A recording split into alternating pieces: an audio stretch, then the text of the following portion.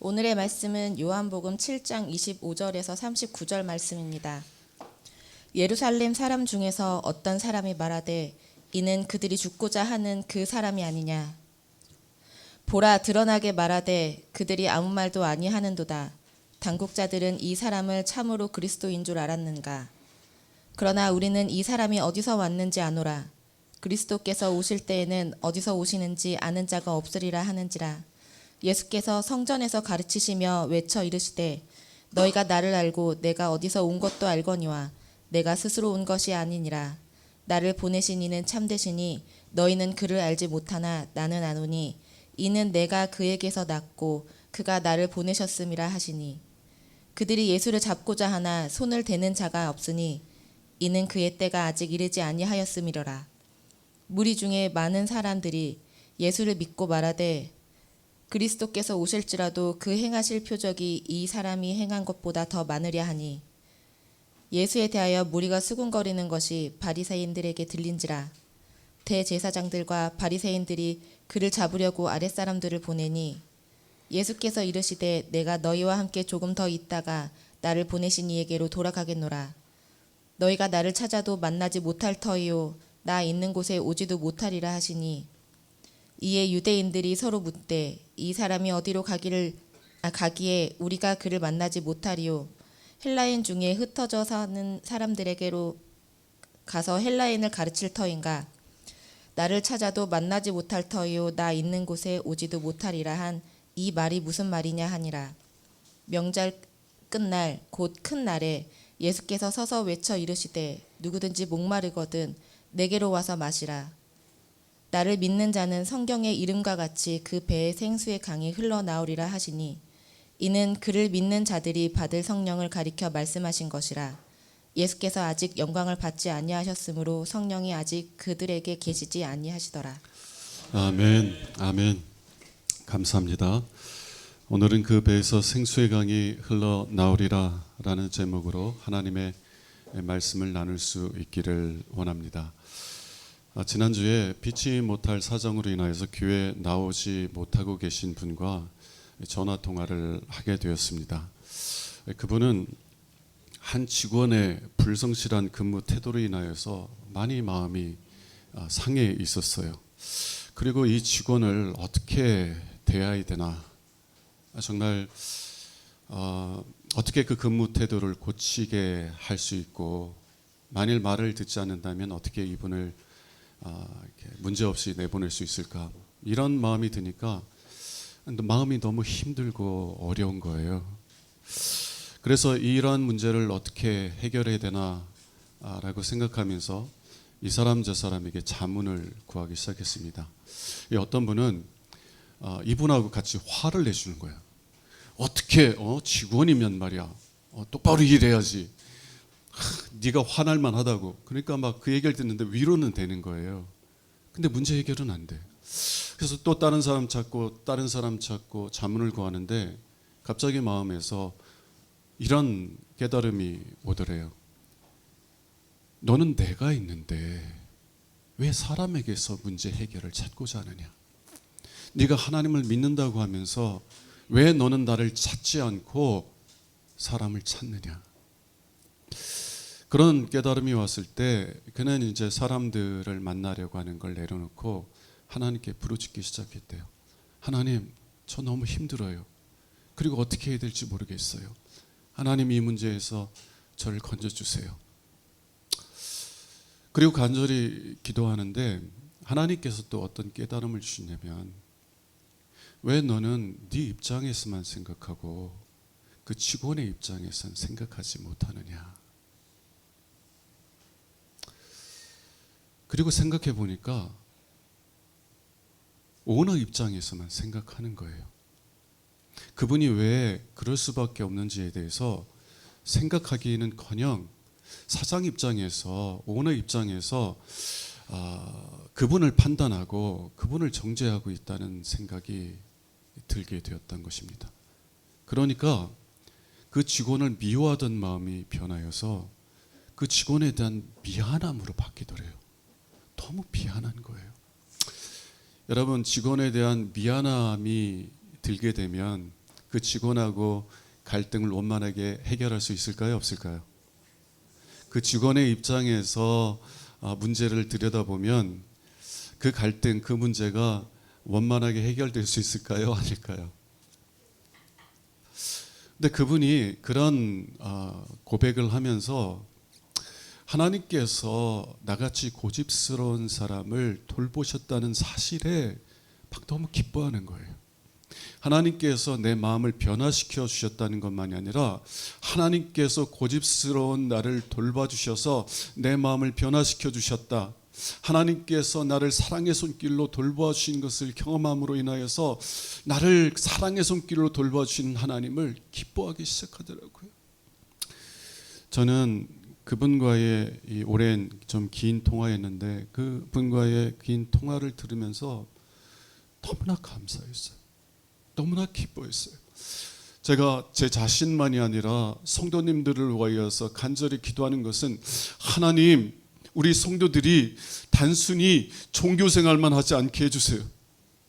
단순히 교회 나와서 하나님은 살아계시지, 예수님은 죽은 자 가운데서 3일 만에 부활하셨지, 지적으로는 동의를 할지라도 그 예수님이 내 삶을 다스리시고 내 삶을 돌보시는 그 사랑의 손길을 경험하지 못하고 살아가는, 마치 고아처럼 살아가는 일이 없게 해달라고 기도해요. 하나님께서 저희들의 삶을 지켜주시고 저희들의 삶을 다스려 주시고 저희들의 삶을 돌보아 주셔서, 그래서 저희들이 그 하나님의 그 사랑의 손길 속에서 살아가게 해주시옵소서. 저희들을 돌보시는 하나님을 인하여 기뻐하고 즐거워하게 해주세요. 이런 기도를 간절히 하는데 그러한 은혜를 누리고 있는 것을 보니까 너무 감사하고 기뻐서 하나님을 막 찬송했어요. 그분만 하나님을 찬송하는 게 아니라 저도 그 얘기를 듣는 저도 그렇게 기뻐했습니다. 그분이 늦게까지 일하는 직업 특성상 11시, 밤 11시 정도에 전화 와서 새벽 1시까지 통화를 했어. 그런데도 저는 너무 기뻐가지고 막 잠이 안 올 정도로 이렇게 마음이 기쁘더라고요.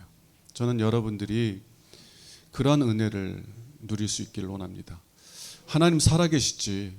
근데 그 하나님이 나랑은 상관이 없어.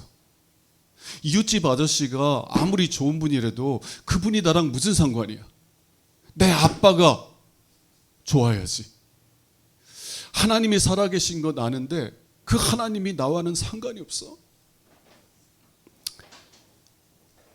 하나님을 나의 하나님이라고 고백하면서도 고아처럼 살아가는 것이 아니라 하나님이 내 삶 속에서 나를 돌보시는 그 세밀한 하나님의 사랑의 손길을 경험하며 하나님을 기뻐하고 즐거워하는 은혜가 여러분 삶 가운데 충만히 임할 수 있기를 원합니다.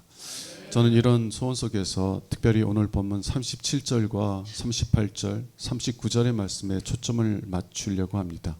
그리고 37절과 39절의 말씀을 통해서 그러면 우리가 어떻게 예수님의 그 사랑의 돌보심 속에서 살아갈 수 있는지, 그리고 우리를 사랑의 세밀한 손길로 돌보시는 그 예수님을 인해서 그 예수님을 어떻게 기뻐하며 즐거워하는 복된 삶을 누려갈 수 있는지 본문을 통해서 세 가지 말씀을 함께 나누려고 합니다. 첫 번째는요, 우리가 예수님의 사랑의 돌보심을 누리기 위해서는 누구든지 오라 하시는 예수님의 그 부르심이 무엇을 의미하는지 이해할 수 있어야 된다는 것입니다. 누구든지 오라. 37절 말씀을 함께 읽겠습니다. 명절 끝날 곧 큰 날에 예수께서 서서 이르시되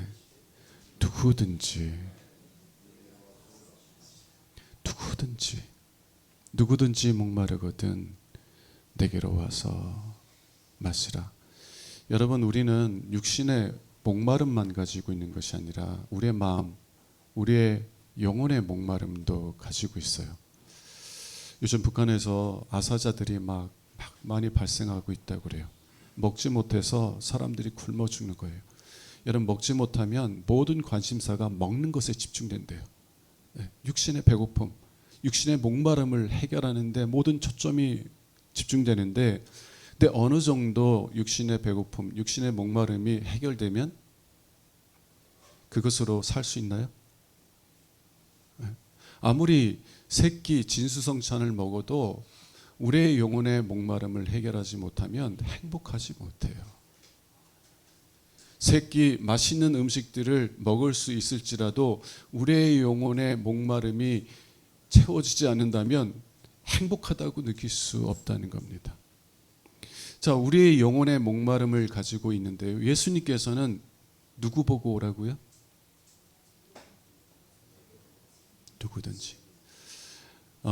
우리 교회에 막내가 이제 14개월, 15개월 정도 됐어요. 자, 우리 저 어린 아이의 모습을 보면 엄마의 사랑을 받으니까 이 아이가 어때요? 엄마를 좋아하는 거예요. 엄마를 기뻐하는 거예요. 저도 이제 벌써 저 아이를 본 지가 3번, 4번 되는데도 오늘 왔길래 손 내밀었더니 손을 가려. 근데 자기 엄마만 보면 얼굴이 환해지고 기뻐하고 즐거워해요. 자, 우리도 하나님께서 우리를 그러한 사랑으로 우리를 사랑해 주시고, 그렇게 사랑해 주시는 하나님의 사랑을 인해서 우리도 하나님을 기뻐하고 즐거워해야 되는데, 근데 누가 하나님의 부르심을 받을 수 있느냐는 거예요. 누가? 예수님 뭐라고 하세요? 누구든지. 저는 이 말씀을 너무너무 좋아해요. 왜냐하면 제한이 없기 때문에 그래요. 내가 어떠한 상태에 있을지라도 주님은 오라는 거예요. 자, 누구든지라는 말을 한번 다르게 표현해 봅시다. 우리 이 지구에 70억이 넘는 사람이 있다고 그래요. 자, 70억 명이 있다고 그러면 제가 너무나 큰 죄를 지어서 사람을 일렬로 쭉 세워놨는데 내가 70억 등이야. 70억 등. 나같이 악하고 나같이 추하고 나같이 죄가 많은 사람이 없어서 나는 하나님께서 사람들을 일렬로 쭉 세워놨는데 내가 그 중에 꼴찌 70억 등이야. 그런 내가 하나님께 나아갈 수 있을까요?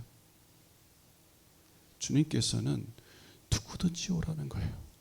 내가 어떠한 상태에 있든지, 내가 어떠한 환경 가운데서 자라났든지, 내가 지금 어떠한 삶을 살아가고 있는지 상관없이 너희들이 목마르기만 하면 내게로 와서 내가 주는 생수를 값없이 받아 마시라 초청하고 부르시고 있다는 것입니다. 성도님들하고 종종 이야기하다 보면 이런 생각들을 많이 하시더라고요. 내가 이렇게 죄를 짓고도 어떻게 뻔뻔하게 하나님께 도와달라고 그래요. 아니, 내가 문제가 없을 때는 하나님 찾지도 않았어. 하나님 관심도 없었어. 근데 내가 정말 어려운 이런 문제에 딱 닥치고 나서 어떻게 하나님께 도와달라고 요청할 수 있어요? 여러분들이 10년, 20년 동안 찾지 않는 친구들이 있었어요. 근데 갑자기 그 친구로부터 전화 와. 이 친구가 웬일이야? 근데 그 친구가 와서, 야, 친구야, 나 형편이 어려워서 그런데 나 좀 도와줄 수 없겠어? 라고 하면 여러분 어떻게 생각하겠어요? 뻔뻔하다. 내가 힘들 때는 찾아보지도 않고 평상시에는 나를 찾지도 않더니 지가 힘드니까 20년 만에 30년 만에 친구라고 나를 찾아? 우리는 그 사람에게 마음이 열리지 않을 거예요.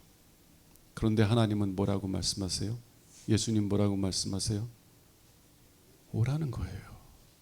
오라는 거예요. 누구든지 오라는 거예요.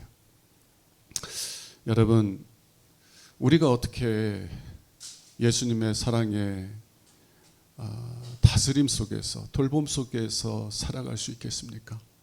하나님이 저 멀리 계신 분이 아니라 나를 사랑하시는 내 하나님으로서 나를 지키시고 나를 돌보시는 손길을 내 삶 속에서 경험하며 나를 도우시는 그 하나님을 인하여서 어떻게 하나님을 기뻐하고 즐거워하시냐는 거예요. 그냥 나가라는 거예요. 그냥 주님께 나아가라는 거예요. 여러분들이 어떠한 형편에 있을지라도, 여러분이 어떠한 상태에 있을지라도, 심지어 여러분들이 70억 등의 죄인일지라도 예수님께 나아가면 예수님께서는 여러분들을 기뻐하시며 여러분들의 영혼에 목마름을 채워주실 것이라는 것입니다. 자, 두 번째는 우리가 예수님의 사랑에 돌보심을 받기 위해서는 영혼의 갈증이 있어야 돼요. 영혼의 갈증. 영혼의 갈증이 있어야 됩니다. 37절 보겠습니다. 다시. 명절 끝날 곧 큰 날에 예수께서 서서 외쳐 이르시되 누구든지 목마르거든 내게로 와서 마시라. 참고로 아이가 막 이렇게 돌아다니고 울고 그래도 그냥 두세요. 저는 예수님께서 말씀을 가르치실 때 이 제자들이, 예수님의 제자들이 어린아이들이 예수님께 나온 것을 가로막았어요. 왜 그래요? 어른들 말씀 듣는데 애들이 도움이 돼요? 방해만 되지. 그래서 어린아이들을 막았더니 예수님이 뭐라고 하셨어요? 분노하셨어요. 왜 어린아이들이 내게 오는 것을 가로막느냐? 천국이 저런 아이들의 것이다. 어린아이들이 내게 오는 것을 가로막지 말라. 여러분, 왜 우리가 어른이에요? 애가 울어도 괜찮아. 애는 원래 그러니까. 아니, 어린아이가 딱 여기 왔는데, 여기 우리 초등학생들도 왔는데, 아이들이 어떻게 해야 돼? 설교에 막 집중하고 막 아멘 아멘 해야 돼요? 그 애들이 아니야. 애들은요 떠들고 장난하고 때로는 울기도 하고, 그치? 응. 그리고 막 예배가 뭐 이해가 안 되니까 나가서 막 돌아다니기도 하고 막 부르기도 하고. 원래 애들은 그런 거예요. 그게 정상이야. 근데 애들이 와서 어른처럼 이렇게 조용히 있으면 그 아이들이 문제가 있는 거지. 그냥 두세요. 우리 어른들이 아이들을 사랑하는 마음속에서 우리 아이들이 정말 억눌리지 않고 기쁨으로 예배에 참여할 수 있기를 원합니다. 그래서 권사님 그냥 두세요. 아이들. 말이 좀 비껴나갔어요. 비껴나가는데, 자, 다시 오늘 본문의 말씀으로 돌아오겠습니다. 37절에 보니까 예수님께서 외쳐 이르시되 누구든지 목마르거든 내게로 와시라. 예수님께서는 누구든지 오라 하셨는데 거기에 한 가지 조건이 있어요. 그 조건은 뭐예요? 영혼의 목마름을 느껴야만 한다는 것입니다. 여러분, 우리의 몸은 약 70%가 물로 구성되어 있대요. 그리고 이제 인터넷을 조사해 보니까 여자보다 남자가 물이 더 많대요. 아마 그래서 여자분들이 남자를 물로 보시는 것 같은데, 하여튼 뭐 우리의 몸의 70% 이상이 물로 되어 있다고 그래요. 그리고 우리가 소변을 통해서 혹은 땀을 통해서 물을 배출하잖아요. 물을 많이 배출하면 한 10% 정도까지 물을 배출하면 생명이 위험하기 시작이 돼요. 그리고 몸에서 물이 20% 이상이 빠져나가면 생명을 잃어버린다는 거예요. 그래서 우리의 몸이 생명을 유지하기 위하여서, 우리의 몸의 생명을 유지하기 위하여서 사용하는 한 가지 필수적인 도구가 뭐냐면 갈증이에요. 갈증을 느끼게 만들어서 우리로 하여금 물을 먹게 하는 거라는 것입니다. 뭐 우리의 몸이 물을 마시게 하기 위해서 갈증을 느끼게 만든다고 하시는데, 누구나 다 갈증을 느끼는 거 아니에요? 그렇지 않아요. 병들어 있는 분, 심하게 병들어 있는 분, 혹은 죽어가는 분들은요, 갈증을 느끼지 못하더라고요. 제가 예전에 어느 권사님, 지금은 돌아가셨는데 어느 권사님 너무 아프셔서 이제 연로하셔서 신방을 갔어요. 그런데 그분이 뭐라고 얘기했냐면, 밥을 먹는데 모래를 삼키는 것 같아요. 여러분 모래 삼켜봤어요? 삼켜져요? 안 삼켜져요. 밥을 먹는데 쌀알이 막 모래알 같아가지고 삼키려고 해도 삼켜지지 않는다는 거예요. 여러분 입맛이 없으면은요, 밥이 땡기지 않는 것만이 아니라 밥이 안 들어가요. 저는 그런 걸 잘 모르고 저희 돌아가신 어머니한테도 자꾸 뭐라고 했냐면, 어머니 약이라고 생각하고 드시라고. 밥맛이 없으면 이게 약이다 생각하고 꿀떡꿀떡 삼키라고. 어머니 아픔이 뭔지를 모르고, 어른들의 아픔이 뭔지를 모르고, 그냥 제 입장에서만 약 드시라고, 약 먹는 것처럼 밥 먹으라고 했는데, 실상은요, 우리 몸에서 식욕이 없어지면 밥이 안 넘어가요. 죽어가시는 분들도요, 물조차 못 받아들여요. 왜요? 죽으니까. 갈증이 느껴지지 않으니까 물을 마시지도 못하는 거예요. 여러분, 우리가 살아있다면 우리의 몸은 그 생명을 유지하기 위해서 우리로 하여금 갈증을 느끼게 하고, 그리고 그 갈증을 통해서 우리가 물을 찾게 만드는 것입니다. 그러므로 우리가 살아있다면 목마름을 느끼게 돼요. 육신의 목마름만 아니라 우리의 영혼의 목마름을 느끼게 돼요. 여러분, 이 세상을 살아가면서 나는 그냥 부족한 게 없어, 나는 그냥 늘 행복해, 이렇게 사시는 분 있을 것 같아요? 만일 그렇다고 그러면 그분은 둘 중에 하나예요. 천사거나 아니면 이미 죽어가거나. 갈증을 느끼지 못한다고 하는 것은 그분이 죽어가고 있다는 거예요.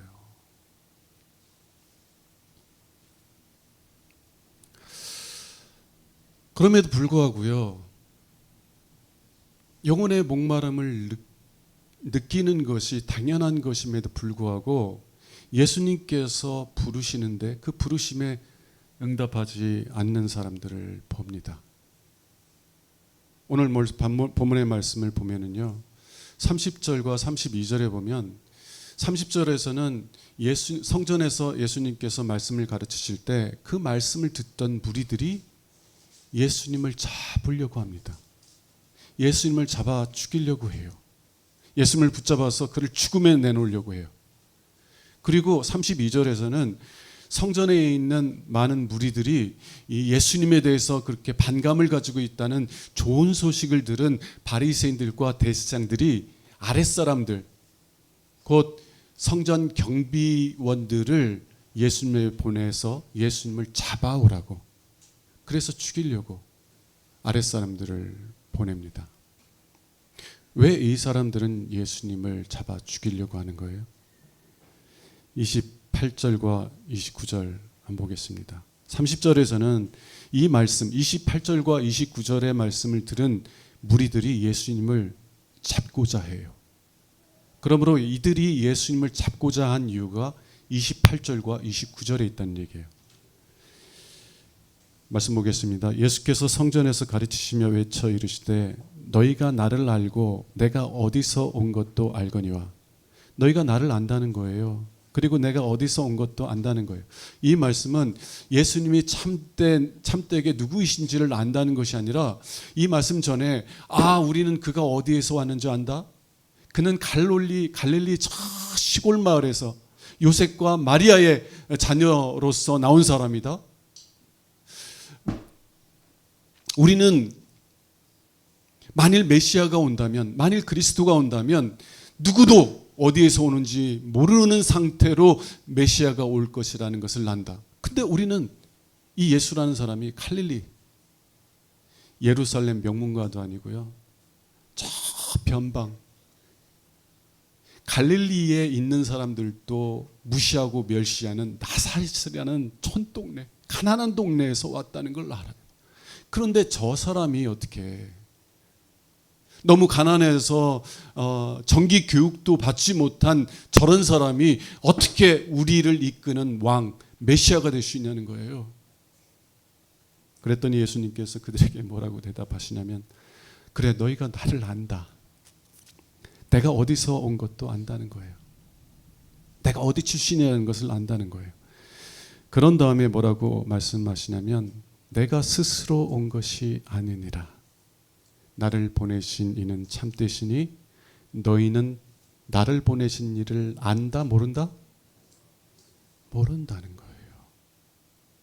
그러나 나는 아노니, 왜냐하면 나는 그에게서 났고 그가 나를 보내셨기 때문이라. 너희들은 나를 알지 못한다. 여러분, 이 말씀을 듣고 있던 사람들이 왜 분노하게 되었을까요? 왜냐하면 이들은 누구보다도 종교 생활에 열심히 했던 사람들이었기 때문입니다. 이스라엘 백성의 모든 남자들은 3번 1년에 3번 예루살렘으로 모여서 8일 동안 열리는 이 하나님의 절기들, 축제들을 지켜야만 하였어요. 하나님 말씀에 집중하고 하나님께 제사 드리고 예배를 드리는 일에 집중해야 됐어요. 모든 생업을 내려놓고 정말 종교 생활에 집중해야 됐다고요. 그런데 이 성전에 모인 무리들 중에 많은 사람들은 예루살렘 사람들이 아니었어요. 지방 사람들이었어요. 그래서 적어도 수십 킬로를 걸어온 사람들이었어요. 그런데 그들 속에서는 또 어떤 사람들이 있냐면 외국에서 사는 유대인들이 있었어요. 이스라엘 백성들이 있었어요. 가까이에는 다메섹, 지금의 시리아라 불리는 그 나라, 터키라고 불리는 또 그 나라에서, 또 그리고 지금의 이집트라고 불리는 나라들, 그런 여러 나라에서 1년에 3번씩 예루살렘 성으로 성지순례를 왔다는 거예요.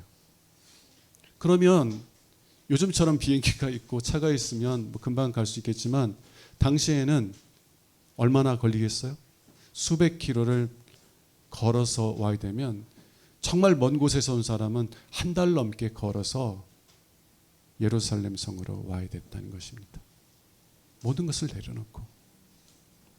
여러분, 이들이 얼마나 열심히 해요.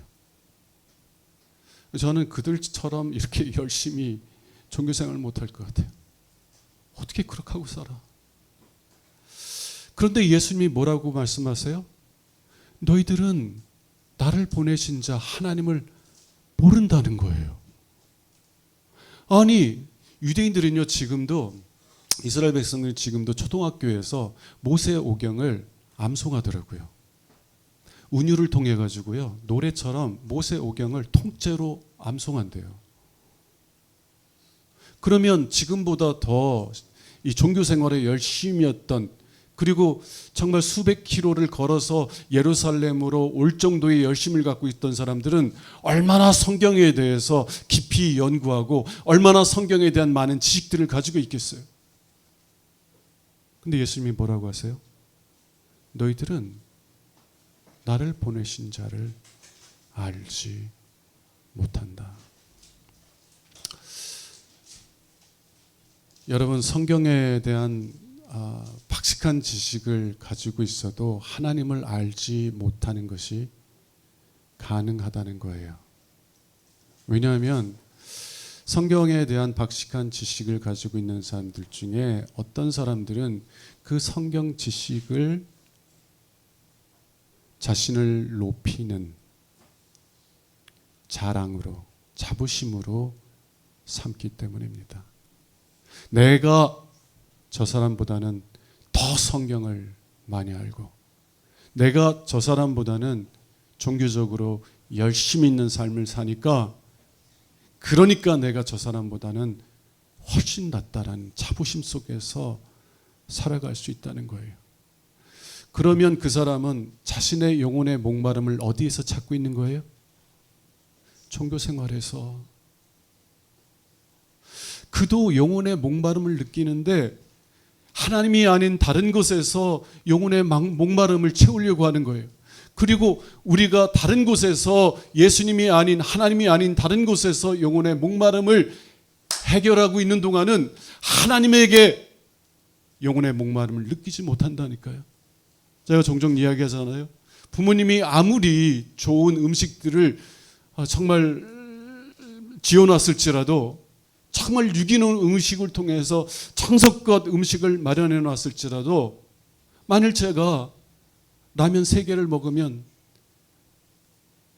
어머니가 해주신 그 좋은 음식이 땡기겠어요? 먹고 싶지 않아요.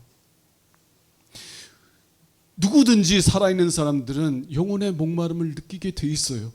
그런데 하나님이 아닌 다른 곳에서 내 영혼의 만족을 구하고 있다면 예수님께서 누구든지 목마르거든 내게로 와서 마시라 부르실 때 예수님께 나오지 않게 된다는 것입니다. 저는 이 말씀을 묵상하면서 하나님 앞에 제 자신을 이렇게 뒤돌아보게 되더라고요. 여러분, 한번 목사님들한테 가서 이렇게 한번 말해 보세요. 목사님은 하나님을 모르네. 만약 그렇게 얘기하면, 만약 여러분들이 수학 학원을 운영하고 있는데 학생들이 와서 선생님 나보다 수학을 모르시네 라고 말하는 것 같지 않겠어요? 그럼 여러분 화나지 않겠어요? 왜 무리들이 화냈어요? 내가 그래도 성경에 대해서는 박사인데. 근데 저는 이 말씀을 이렇게 들으면서 하나님 앞에서 엎드려서 저를 불쌍히 여겨달라고 말했어요. 왜냐하면 저도 하나님을 모를 때가 많기 때문에 그래요.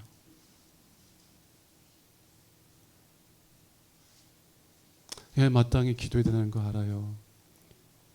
마땅히 성경 읽어야 되는 거 알아요. 그래서 기도해요. 그리고 하나님 말씀 읽어요. 그런데 때때로 기도하고 말씀 읽는 게 의무가 돼. 의무가 안 돼. 자꾸 시간을 봐. 이렇게 기도 시간이 이렇게 빨리 안 지나지? 저는 이제 하루에 3번 1시간씩 이제 3번 기도하잖아요. 근데 어떤 때는 하나님이 막 내 영혼을 만족해 하시면 1시간이 언제 지난지도 모르겠어요. 네. 그런데 어떤 때는 많이 기도한 것 같은데 20분밖에 안 지났어. 주여. 그리고 왜 이렇게 무릎은 이렇게 아픈지 허리도 아프고. 그것만인가요? 여러분, 저는 정말 부끄럽고 죄송한 말이지만 누구보다 사랑해야 될 저희 아내에게 마음에 상처를 줄 때가 있더라고요. 아내가 힘들어가지고 막 이야기하면 그 마음에 공감을 하면서 그 마음을 이렇게 안아줘야 되는데 자꾸 이게 옳으냐 저게 옳으냐 가르치려고 그래요. 왜 그래요? 적어도 그때만큼은 하나님을 모르기 때문에 그래요. 하나님께서 제 아내를, 하나님께서 여러분들을 어떠한 사랑으로 사랑하시는지를 알면 그렇게 말할 수 없는 거예요. 그렇게 쉬운 말로 여러분들의 마음을 상하게 할 수 없는 거예요. 제가 하나님을 안다고 그러지만 제 삶을 뒤돌아보니까 제가 하나님을 알지 못할 때가 있어요. 그리고 왜 내가 그때 하나님을 알지 못하고 그렇게 살아갈까 뒤돌아보면 제가 하나님이 아닌 것으로 제 영혼의 만족을 구하고 있더라고요. 제 영혼의 목마름을 하나님에게서 찾는 것이 아니라 다른 곳에서 찾고 있더라고요. 제가 성도님들이 자꾸 운동하라고 그래가지고 운동을 하려고 헬스를 끊어놨는데 4월부터 6월까지 3달 끊어놨거든요. 근데 근데 서울부터 지금까지 몇 번 갔냐면 한 번 갔어요. 그래가지고 이러면 안 되겠다. 좀 재미있게 운동할 수 있는 게 뭘까 생각했더니 자전거야. 그래서 자전거를 좀 사면 바람도 쐬며 머리를 휘날리며 머리가 없구나.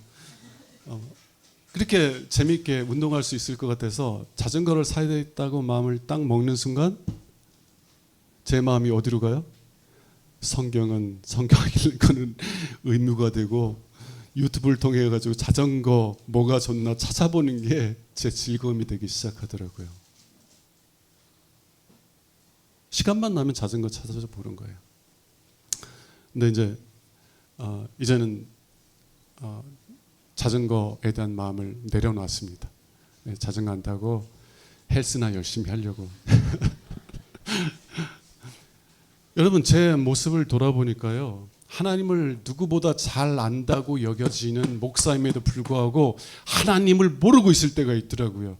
그리고 왜 내가 하나님을 몰라요? 제가 제 영혼의 목마름을 채워줄 수 있는 예수님이 아니라 다른 것에서 제 영혼의 목마름을 찾고 있었기 때문이다라는 것입니다. 여러분은 여러분의 목마름을 어디에서 채우려고 합니까? 저는 하나님께서 여러분들에게 탕자에게 주셨던 은혜를 주시기를 원해요. 여러분, 누가복음 15장에 보면 탕자가 언제 아버지 집에 돌아왔죠? 자신이 가진 것을 다 탕진했을 때 이 탕자가 아버지께 돌아왔나요?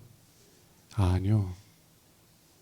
자신의 삶이 정말 망했다 라고 라는 것을 깨닫는 그 순간에도 이 아들은 아버지께 돌아오지 않았어요. 언제 아버지께 돌아오게 되냐면 이제 돈이 없으니까 사람들의 돼지를 맡아서 돼지를 키우고 있었어요. 근데 돼지가 무엇을 먹었냐면 성경에 보니까 쥐엄 열매를 먹었다고 하더라고요. 그래서 너무 배고프니까 이 쥐엄 열매라도 먹게 달라고 하니까 사람들이 줘요, 안 줘요? 안 주는 거야. 그러니까 너무 배고프니까 너무 목마른데 누구도 어디에서도 내 영혼의 배고픔, 내 영혼의 목마름을 채울 수 없으니까 그때서야 내 아버지 집에는 먹을 것이 많도다. 그러면서 아버지께 돌아오는 거예요. 저는 하나님께서 이러한 은혜를 여러분들에게 그리고 저에게 주시기를 원합니다. 정말 내가 다른 곳에서 내 영혼의 목마름을 채우려고 했으나 그 어느 곳도 내 영혼의 목마름을 채워주질 못하는구나. 내가 예수님께 나가야 되겠다. 여러분, 저는 특별히 청년들을 위해서 기도하는데요. 청년들이 정말 저보다 빨리 예수님을 만날 수 있기를 위해서 기도해요. 우리 아이들도요, 어려서 예수를 만날 수 있기를 원해요. 단순히 예수님이 계시다는 것, 지적인 동의하는 것이 아니라 예수님이 나를 사랑하시고 예수님이 나를 돌보시고 계시는구나. 삶 속에서 경험하는 아이들이 되길 원해요. 여러분, 인생 다 살아보고 난 다음에 비로소 예수님만이 내 영혼의 참된 만족이 되시는구나 라는 것을 깨닫는 건가요? 그렇지 않아요. 그렇지 않아요. 어린아이들도요, 5살, 6살이 되었는데도 예수를 만나고요, 일평생 예수와 동행하는 사람들이 있어요. 영국의 위대한 설교자 스펄전은요, 10대 때 예수님을 만나고요, 일평생 죽을 때까지 예수를 자신의 생명의 영혼의 목마름을 채워주시는 생수로 고백하며 살았어요. 일평생. 내가 인생을 다 살아봐야만 그래야만 예수님께 돌아오는 게 아니에요. 오히려요, 인생의 스디슨 실패를 정말 많이 경험했음에도 불구하고 예수님께 돌아오는 것이 아니라 사라지는 영광을 붙잡으려고 달려가는 사람들이 너무나 많아요. 이런 만일 인생의 쓴맛을 다 보아야만 예수님께 돌아올 수 있다면 노인들은 다 예수 믿지. 그렇지 않아요. 우리 노인분들, 예수를 만나지 못한 노인분들 보면 사라져가는 영광을 붙잡으려고 막 달려가. 나이가 들으면 몸이 쇠약해지고 질병이 들고 건강을 위해서, 심지어는 교회 다니는 분들도 건강이 최고예요. 건강이 최고예요. 그럼 제가 예수님이 최고지. 사라져가는 영광을 막 붙잡으려고 막. 여러분, 인생을 다 겪어본다고 예수님께 나오는 거 아닙니다. 하나님께서 이 시간에라도 여러분들에게 탕자에게 주셨던 은혜를 주셔서 내 영혼의 목마름은 오직 예수님만이 채워줄 수 있는 거구나 라는 고백을 하며 예수님께 나아갈 수 있기를 주님의 이름으로 축원합니다. 세 번째는 예수님께 나와서 예수님을 마셔야 한다는 것입니다. 예수님께 나와서 예수님을 마셔야 한다는 거예요. 예수님은 우리의 영혼에 참된 만족을 주시는 생수예요. 생명의 물입니다. 그 예수님을 마셔야만, 예수님께 나와서 예수님을 마셔야만 우리의 영혼에 참된 만족을 얻게 된다는 거예요. 37절을 다시 읽겠습니다. 명절 끝날 곧 큰 날에 예수께서 서서 외쳐 이르시되 누구든지 목마르거든 내게로 와서 마시라. 내게로 와서 마시라는 게 어떻게 하는 거예요? 제가 하나님의 교회라고 혹시 아세요? 하나님의 교회. 이건 명백한 이단입니다. 하나님의 교회라고 그래서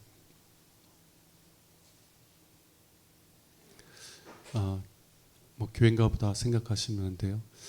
이 하나님의 교회에 다니는 분하고 상담을 한 적이 있어요.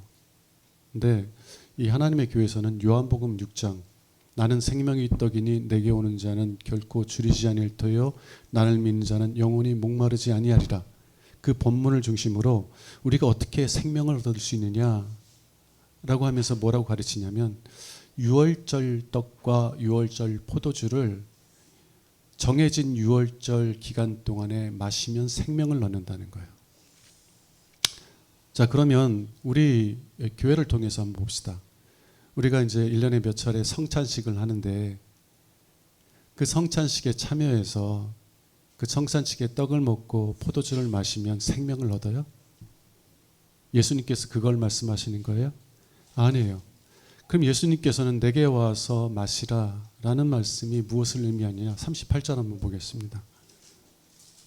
38절 39절 나를 믿는 자는 성경에 이른 것 같이 그 배에서 생수의 강이 흘러나오리라 하시니 이는 그가 믿는 자들이 받을 성령을 가리켜 하신 말씀이라. 내게 와서 나를 마시라는 것은 예수님이 우리의 영혼에 참된 만족을 주시는 분이라고 고백하며 예수님을 내 마음 중심에, 내 삶의 중심에 받아들이라는 거예요. 그리고 예수님을 그렇게 받아들이면 예수님께서, 부활하신 예수님께서 우리에게 성령을 부으신다고 하였습니다. 성령은 어떠한 영이에요? 로마서 8장에 보면 사도 바울은 이 성령은 하나님의 영이며 또한 그리스도의 영이라고 얘기했어요. 그리스도의 영. 그래서 거룩하신 영, 하나님의 영이 우리 가운데 임하시면 예수님이 우리 안에 오신 것과 마찬가지예요. 그리고 예수님이 우리 가운데 임하시면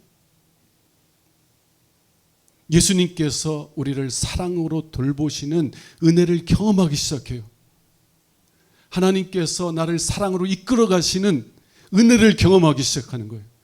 신앙생활은 단순히 내가 복받기 위해서 하나님께 쥐를 빼먹지 않고 교회 나와서 누구보다 열심히 기도하고 누구보다 열심히 성경 공부하고 누구보다 열심히 봉사하고, 이게 신앙생활이 아니에요.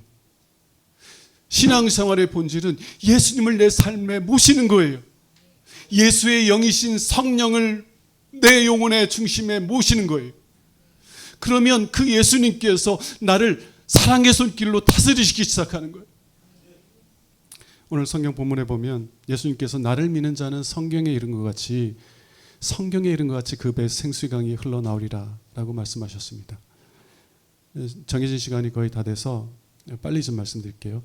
에스겔서 47장에 보면 하나님께서 새롭게 세우실 성전에 대한 비전을 에스겔 선지자에게 보여주십니다. 근데 하나님께서 새롭게 세우실 성전으로부터, 그 성전 문지방으로부터 물이 흘러내리기 시작하는 거예요. 근데 그 물이 막 흘러내리는데 처음에는 발목까지 차요. 그들이 무릎까지 차고 허리까지 차고 나중에는 머리 위를 넘는 강이 된 거예요. 하나님의 성소로부터 물이 흘러나와서 생수의 강을 이루는 거예요. 하나님께서 그 에스겔에게 보여준 그 환상을 통해서 우리에게 말씀하시는 건 뭐예요? 예수님을 믿는다는 것은 예수님을 내 삶의 주인으로서 영접한다는 거예요. 우리가 예수님을 내 삶의 중심에 받아들이면 생수의 근원이신 예수님께서 우리 안에 오시면 그 생수의 근원에서 물이 흘러나오는 것처럼 우리 안에서 끊임없이 생수가 흘러나와서 우리의 목마름을 만족하게 해주신다는 거예요. 여기 성경에 보면 그 배에서 생수에 흘러나오리라 했는데, 배에서 생수에 흘러나온다는 표현이 좀 이상하잖아요. 근데 성경에서는요, 영혼이 거하는 자리가 어디냐면 머리가 아니에요. 영혼이 어디 거하느냐? 머리라고 생각하는데 아니에요. 가슴이라고 생각하잖아요. 심장이 있으니까. 아니에요. 영혼이 어디 거예요? 배에 거예요. 성경에. 그리고 이 배가 우리 영혼이 거하는 우리의 속사람의 중심입니다. 그래서 예수님께서 내 배에서 생수의 강이 흘러나온다는 것은 우리가 예수님을 영접할 때 예수님의 영이 우리 중심에 오셔서, 샘의 근원이신 예수님이 우리 중심에 오시면 그 예수님으로 말미암아 우리 속에서 우리 영혼을 만족시켜 주시는 그 기쁨과 감사의 고백들이 흘러나오기 시작한다는 거예요. 신앙생활은 내가 예수를 위해서, 하나님을 위해서 어떤 일을 하느냐 있지 않고, 예수님은 정말 내 영혼의 목마름을 해결해 줄 수 있는 분입니다. 내가 목마르오니 주여 나에게 생수가 되어 주시옵소서. 그리고 예수님을 영접하면 그 예수님께서, 생수의 근원이신 예수님께서 우리 가운데 오셔서 우리의 영혼을 만족하게 하는 생수를 부어주기 시작한다는 거예요. 여러분들은 영혼의 목마름을 가지고 있습니까? 그리고 오직 예수님만이 내 영혼의 목마름을 채워줄 수 있다고 고백하십니까? 그리고 예수님, 저는 자격이 없지만 누구든지 오라 하셨으니 주여 저를 받아주시고 저의 영혼의 목마름을 해결해 주시옵소서라고 믿음으로 나가고 있습니까? 여러분들이 그렇게 예수님께 나가면 예수님께서 영으로 여러분 중심에 오셔서 여러분의 영혼을 만족하게 해주시기 시작할 거라는 거예요. 다시 처음에 말했던 분의 간증을 잠깐 이야기하고 마치겠습니다. 직원의 불성실한 근무 태도로 인해서 속이 상했던 분이 어떻게 마음의 변화를 겪게 되었어요? 여러분, 하나님을 찾아야 되는데 어디에서 하나님을 만나요? 그분은 지금 피치 못할 사정으로 교회에 지금 한동안 못 나오고 계세요. 남들은 특혜 예수 믿는 사람이 주일 성수도 안 해 이렇게 정죄할지 모르지만, 여러분 피치 못할 사정이 있으면 못 나올 수 있는 거예요. 그분이 그런 답답한 문제를 가지고 있을 때, 해결할 수 없는 문제를 가지고 있을 때 어디로 가야 하나님을 만날 수 있고 예수를 만날 수 있냐고요. 여러분들 어디로 가야 예수를 만날 수 있어요?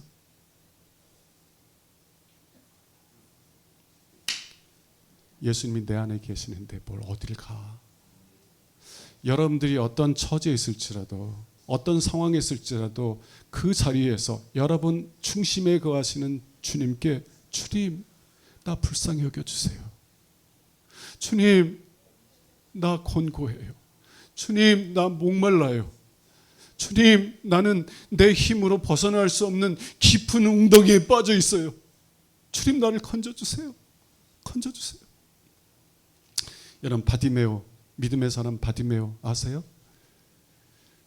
나면서부터 맹인이었던 이 사람이 예수님께서 자기가 있는 곳을 지나간다는 이야기를 듣고는 소리쳐서 다윗의 자손 예수요 나를 불쌍히 여겨달라고. 그랬더니 예수님 주변을 둘러싸고 있던 제자들이 조용히 하라고. 거지 주제. 근데 그 사람이 포기하지 않고 더 큰 소리로 다윗의 자손 예수여 나를 불쌍히 여겨 주옵소서. 그랬더니 예수님께서 그의 소리를 들으시고 부르셔서 내가 무엇을 원하느냐? 내 보기를 원하나이다. 그랬더니 예수님께서 그의 눈을 뜨게 해주신 줄로 믿습니다. 자, 우리는 예수님을 어디서 만날 수 있어요? 예수님이 언제 우리 옆을 지나가세요? 예수님은 우리 안에 계신 줄로 믿습니다. 그래서 여러분들이 정말 영혼의 목마름을 가지고 주님을 찾기만 하면, 우리 안에 계신 예수 그리스도의 다스림을 받기를 원하기만 한다면 예수님께서는 여러분들을 다스리기 시작하고 여러분의 영혼에 만족을 주기 시작할 거예요. 그리고 여러분들이 그 예수님의 이 은혜를 경험하면 경험할수록 나 같은 죄인에게 은혜를 베푸신 하나님을 찬송하기 시작할 거고 하나님을 기뻐하게 될 겁니다. 그리고 예수님만이 내 영혼에 참된 만족을 주시는 나의 생수시요 나의 참된 양식이라 고백하게 될 것입니다. 기도하겠습니다. 주님, 저희들에게 영혼의 목마름을 회복시켜 주옵소서. 다른 곳에서는 내 영혼의 목마름을 채울 수가 없기에 주님 불쌍히 여겨 주옵소서. 제 영혼의 목마름을 채워 주옵소서 라는 믿음의 고백 속에서 주님께 나올 수 있는 은혜를 허락하여 주옵소서. 그래서 내 안에, 내 배 안에, 내 중심에, 내 영혼에 거하시는 주님의 영으로 말미암아 내 영혼이 만족을 누리게 하시고 그러한 은혜를 주신 하나님을 기뻐하며 찬송하게 하옵소서. 우리 주 예수 그리스도의 이름으로 기도합니다. 아멘.